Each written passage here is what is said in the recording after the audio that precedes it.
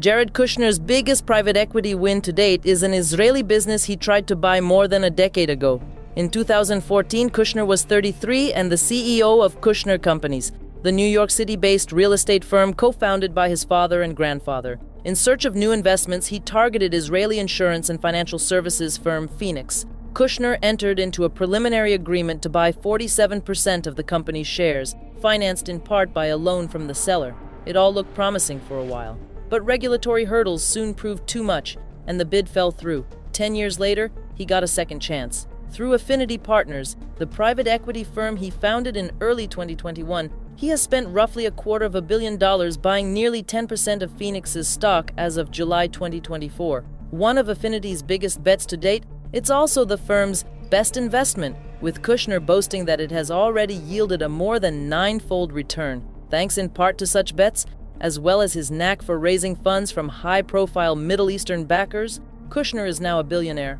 Forbes estimates his fortune at just over $1 billion, up from at least $900 million a year ago. He joins the ranks of billionaires alongside his brother Josh, net worth $5.2 billion, and his father-in-law, President Donald Trump, $7.3 billion. Kushner left his family's real estate business in 2017 to join the White House as a senior advisor during Trump's first term. That role took him to the Middle East, where he eventually helped negotiate the Abraham Accords, a series of normalization agreements between Israel and the United Arab Emirates, Bahrain, and others.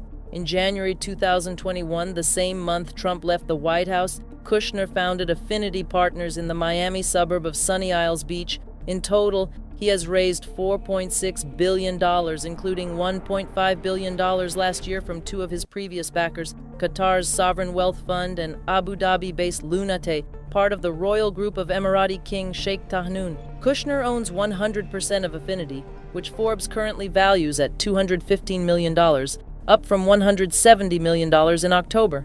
That makes it Kushner's second-largest asset after his 20% stake in his family's Kushner Companies, worth $560 million. He has a broad portfolio and is focused entirely on Affinity. Private equity is a new field for Kushner, whose previous expertise was largely in real estate. Perhaps wisely, he started slowly, spending less than $500 million through 2023. But he is starting to ramp up his investments significantly. Affinity had publicly invested more than $2 billion as of April and is on track to invest at least $1 billion this year alone. The firm manages $4.8 billion in assets, according to its most recent financial statement, filed in March. It now counts about 25 investments, including 22 portfolio companies in at least 8 countries across industries from fitness technology to car leasing. Among its latest investments, Affinity bought an 8% stake in UK digital bank Oak North for an undisclosed amount in August. The firm is also getting in on the artificial intelligence boom. It recently backed the artificial intelligence infrastructure firm Universal AI, which raised $10 million from a list of high-profile investors including former Google CEO Eric Schmidt and Israeli-born venture capitalist Elad Gil. And on Wednesday, Kushner and Gil launched a new San Francisco-based artificial intelligence startup, Brain Co., which has already raised $30 million from Affinity, Gil and others, including Coinbase's Brian Armstrong, LinkedIn's Reid Hoffman, and Stripe's Patrick Collison.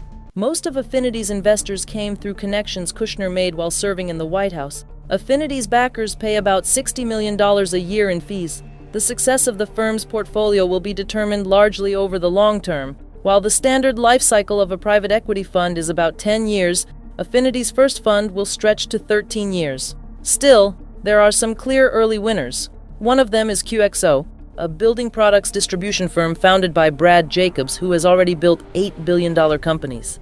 Affinity invested $350 million in the company between July 2024 and April of this year and has made a 98% return since its initial investment. Revolut, a London-based digital bank co-founded by Nick Storonsky and Vlad Yatsenko, also has potential.